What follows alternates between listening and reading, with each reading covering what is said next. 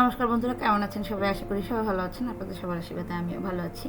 আজকে রান্না করব ঝাল রোস্ট। এটা খুব সহজ প্রসেস, কিন্তু একটু ভালো করে দেখবেন, তাহলে খুব ভালোভাবে আপনারা বুঝে যাবেন। একটা মুরগিকে আমি 4 পিস করে লবণ আর হাফ লেবু দিয়ে মেখে প্রায় 1 ঘন্টার মতো রেখে দেবো, তাহলে মুরগির যে একটা এক্সট্রা গন্ধ থাকে ওইটা থাকবে না। আর তারপর আমি কড়াইতে বেশি করে সয়াবিন তেল গরম করে বেরেস্তা বানিয়ে নেব। পেঁয়াজটা দেওয়ার পরে 2 মিনিট যাওয়ার পরই আমি এটাতে দিয়ে দিব হচ্ছে অল্প একটুখানি চিনি। আপনারা জানেন যে চিনি কিন্তু তেলে দেওয়ার পরে ক্যারামেল হয়, তো ক্যারামেল হওয়ার সাথে সাথে পেঁয়াজটা খুব তাড়াতাড়ি রং ধরবে আর খুব সুন্দর একটা কালার হবে। আর পেঁয়াজটা কিন্তু একটু হালকা সোনালি হওয়ার পরে উঠিয়ে ফেলবেন, নয়তো কালো হয়ে যাবে। পেঁয়াজ কিন্তু নামানোর পরেও বেরেস্তা মানে প্রসেসিংটা চলতে থাকে, তাই একটু সোনালি হওয়ার পরে নামিয়ে নেবেন। আর ওই তেলে আমি যে মেখে রেখেছিলাম মুরগিটা, ওইটা একটু হালকা করে ভাজা দিয়ে নিব। এখানে নিয়ে নিয়েছি আমি পেঁয়াজ বেরেস্তা, টক দই, রসুন, আদা, গোলমরিচ, শাহি জিরা, কাঁচামরিচ, ছোটো এলাচ, দারচিনি, জায়ফল, জয়িত্রী, কাজু বাদাম, কিশমিশ। আর তারপরে নিয়েছি এখানে জিরে গুঁড়ো, ধনে গুঁড়ো আর লবণ। আপনারা জিরে গুঁড়ো, ধনে গুঁড়ো আর লবণটা একটু কম পরিমাণে দিবেন। এই সব কিছু আমি একসাথে অল্প একটু জল দিয়ে ভালো করে ব্লেন্ড করে নেব।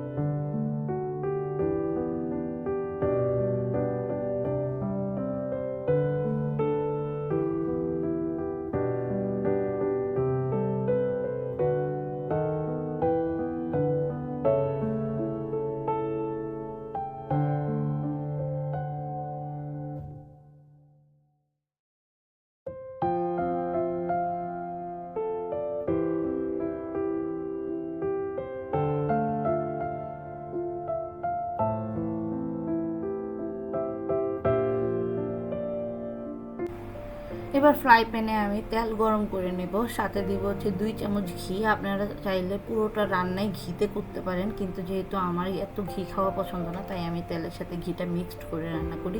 দিব একটা তেজপাতা, একটা স্টার এনিস, 2টা ছোটো এলাচ, 2টা লবঙ্গ, একটা বড় এলাচ আর 1 ফালি দারচিনির টুকরো। এটা ফোড়ন দেওয়ার পরে আপনারা হালকা একটু ভেজে নেবেন, তাহলে দেখবেন অনেক সুন্দর একটা স্মেল বের হবে। আর তারপর আমি যে পেস্ট করে নিয়েছিলাম ওই পেস্টটা দিয়ে দিব। পেস্টটা দেওয়ার পরে আসলে ছিটবে, আপনারা কিন্তু এই পর্যায়ে যে চুলা একটু কম হিটে রাখবেন, তাহলে আপনাদের গায়ে ছিটে আসবে না। এবার ভালো করে কষাবেন যতক্ষণ পর্যন্ত কষানোটা একদম তেল ছেড়ে না দিচ্ছে মশলাটা। আর এটার একটা প্রসেস আছে বোঝার। প্রথম দিকে দেখবেন যে মশলাটা অনেক ছিটছে, চারোদিকে ছিটে ছিটে পড়বে। তো আপনারা যখন দেখবেন যে এটা ছিটা বন্ধ হয়ে গেছে আর একদম তেল সাইড দিয়ে ভেসে ভেসে উঠছে, তখন আপনারা বুঝবেন যে মশলাটা কষানো হয়ে গেছে। তারপরে আমি ভেজে রাখা যে মুরগি, ওইটা আমি মশলাটার মধ্যে দিয়ে দিব। আর আমার মুরগিগুলো যেহেতু খুব হার্ড ছিল না, তাই আমি একটু কম জল দিয়েছি। আপনারা যদি হার্ড কোনো মুরগি নেন তাহলে একটু বেশি জল দিবেন। আমি প্রায় 1 কাপের মতো জল দিয়েছি। জল দিয়ে তারপরে এটাকে আমি ভালো করে নেড়ে চেড়ে এবার ঢেকে ঢেকে রান্না করব, যতক্ষণ পর্যন্ত না মশলাটা আবার ভালো করে কষে যাচ্ছে।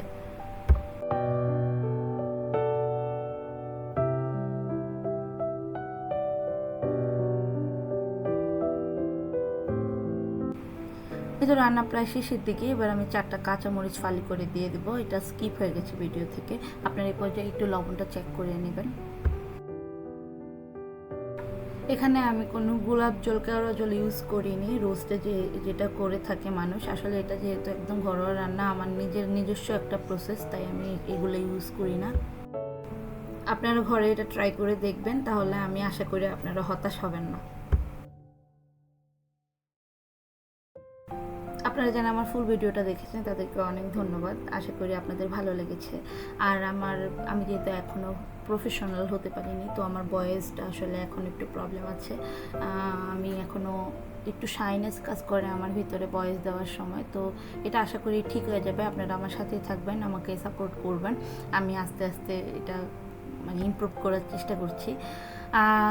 যারা আমার ভিডিওটা দেখেছেন, যদি আমার ভিডিওটা ভালো লাগে তাহলে প্লিজ আমার পেজটাকে ফলো করে দিবেন, আপনাদের বন্ধু বান্ধব আত্মীয় স্বজন সবার সাথে শেয়ার করবেন। তাহলে আমার মনের জোর আর যে কাজ করার যে আগ্রহ এটা বাড়বে। আপনারা সবাই ভালো থাকবেন, সুস্থ থাকবেন, আমার পাশেই থাকবেন, আমার জন্য আশীর্বাদ করবেন। আজকের মতো আমি বিদায় নিচ্ছি, টাটা।